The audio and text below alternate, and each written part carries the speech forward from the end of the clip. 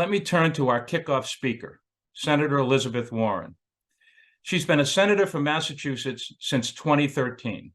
But long before then, she was fighting for hardworking Americans for decades as a legal scholar and consumer advocate. Her work as a law professor specializing in bankruptcy law provided her with ground truth, the lives people actually live, the struggles they have, the challenges they face, and how the financial and legal systems were working for them or against them. And that's why real people, often suffering at the hands of the law and the financial industry, were never far from her mind. Many of those people were put through the ringer of bankruptcy, often due to no fault of their own because of medical bills caused by a severe illness, unemployment, divorce, injury. Many others were victims of financial predators. And that's why she so well understood how the economic, financial, and legal systems not only work, but importantly, who they work for and who they do not work for and why. And that led her to oppose the bankruptcy law in the late 90s and early 2000s. It was unfair to hardworking Main Street American families.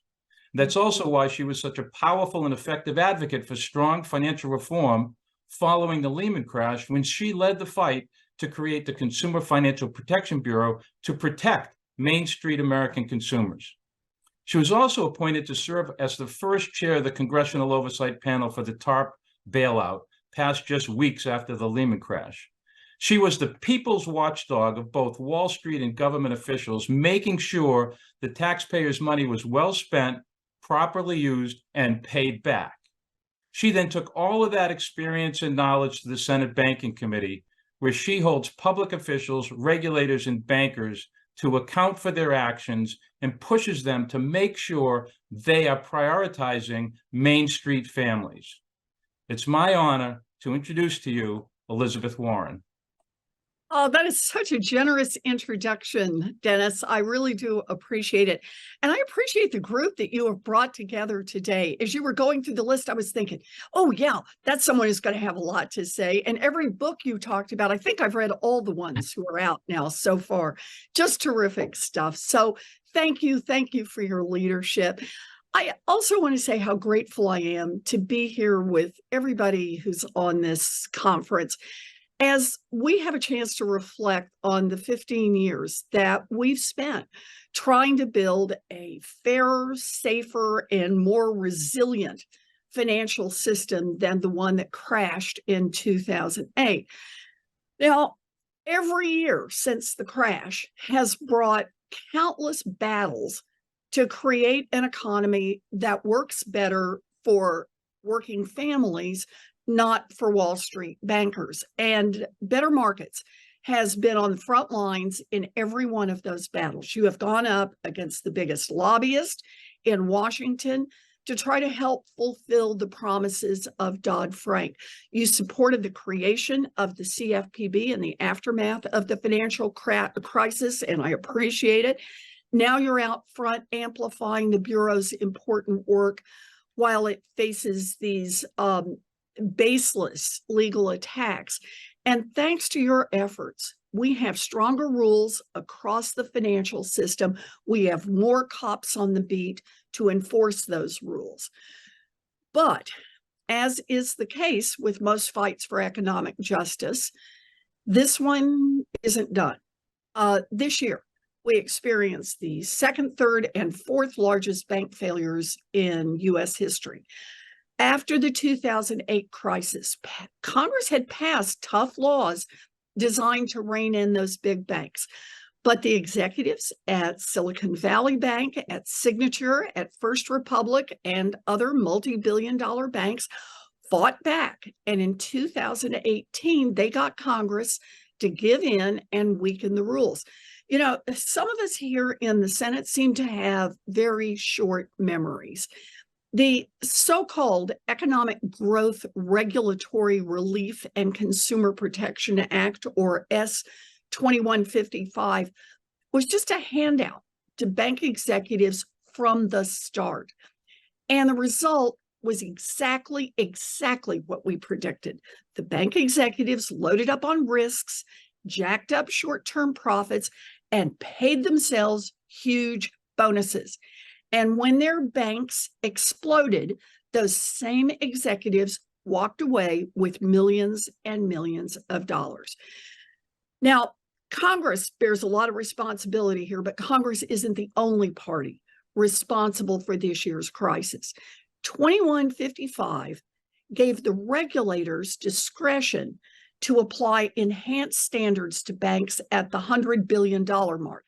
But again, thanks to bank industry lobbying, regulators refused to acknowledge the risks posed by these big banks, and they allowed institutions that had been keeping themselves smaller so they could fly under the radar, allowed them to grow rapidly and recklessly. And in less than 5 years, SVB grew from less than 60 billion to more than 200 billion, loading up on risk without any constraint and without any meaningful scrutiny.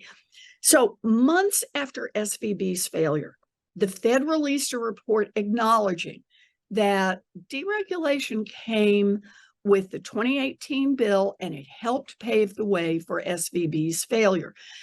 I have to say, I'm really glad they wrote the report. It's rare that you can get someone to actually admit what they did wrong. But we didn't actually need a report to tell us that this would be the result of deregulation. We said so 5 years ago when it was first debated. And that's why the week after SVB collapsed, I introduced a bill to reverse 2155 with my colleague and my friend, Katie Porter. But importantly, regulators still have the ability to apply stronger standards without new legislation. Better Markets has been leading the call on this since the start. Better Markets has been urging regulators to apply tougher standards to banks above 100 billion, recognizing that these banks pose risks. And thanks to your leadership, regulators are finally moving in the right direction. So in a broken system like the one we have, we know who gets ahead, no matter who they've harmed. And that's Wall Street executives. That was true in 2008. And it is true today. And that's why, in the wake of the SVB failure, I teamed up with Democrats and Republicans to introduce the Failed Bank Executives Clawback Act. The idea is to ensure that regulators have the tools they need to claw back giant bonuses from the executives who blew up their banks. The momentum we created paved the way for the Senate Banking Committee to advance an executive accountability bill, and I expect the full Senate to do the same in coming months.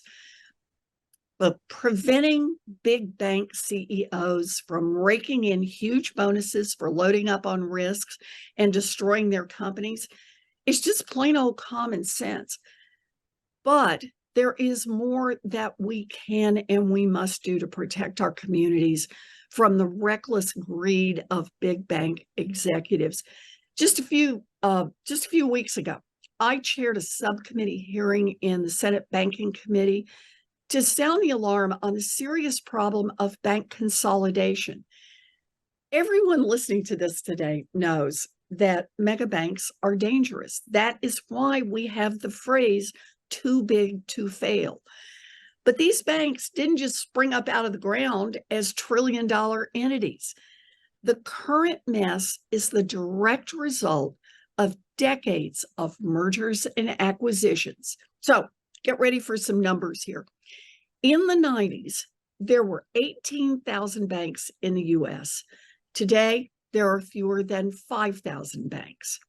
In the 90s, the 20 largest banks had 15% of all bank assets.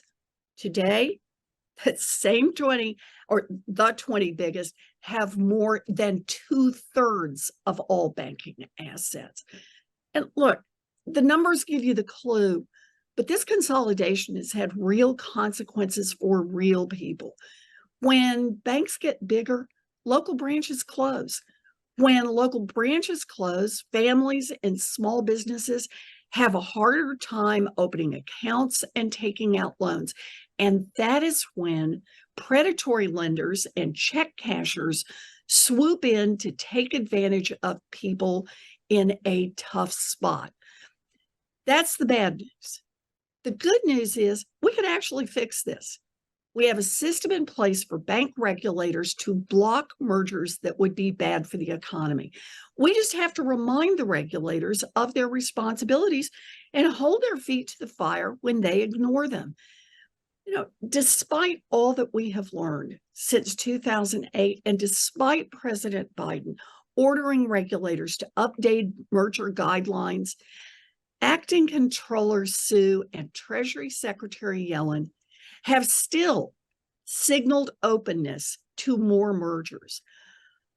I know that you all at Better Markets have good ideas about how to fix the merger review process, and I'm counting on you to keep pushing regulators to do the right thing.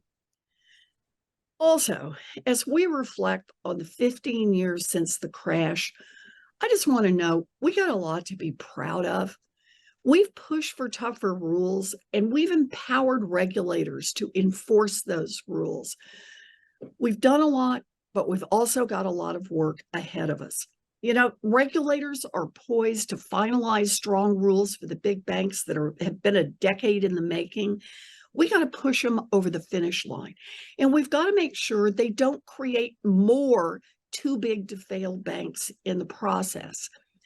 In the meantime, Congress must pass the Recoup Act to make sure that executives are held accountable when they blow up their banks. I am grateful for the fights that Better Market has been in and for the changes you've been able to make. You are an important voice here in Washington.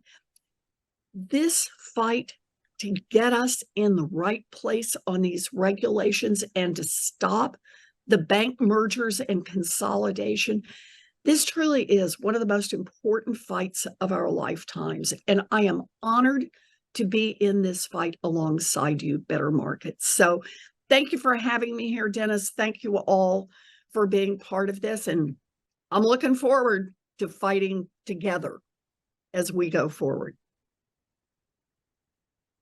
Well, thank you so much, Senator Warren. We really appreciate your work and your leadership and your partnership.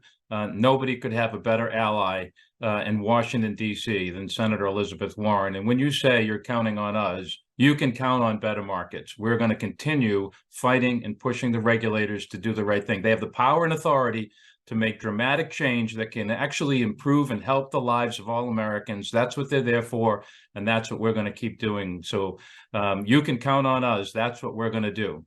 So thank you very much. Really appreciate your thoughts, and look forward to more years of fighting together.